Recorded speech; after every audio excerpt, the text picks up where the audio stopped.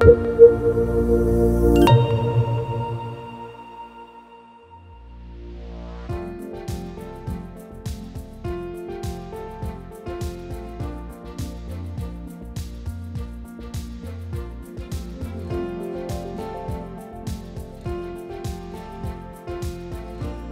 ажылық министрлігінен атайын ажылықты жалпы башынан баштағанша үйіштіру тарифтер бойынша инструкция берілген.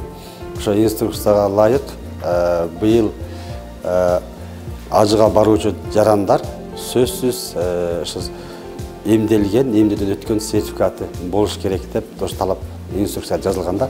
Ошол себептен биз Кыргызстан боюнча быйылкы ажыга баруучу талапкерлерге эмдөө сертификаттарын сөзсүз бизге делолорго тиркелсин деп талап коюп атабыз.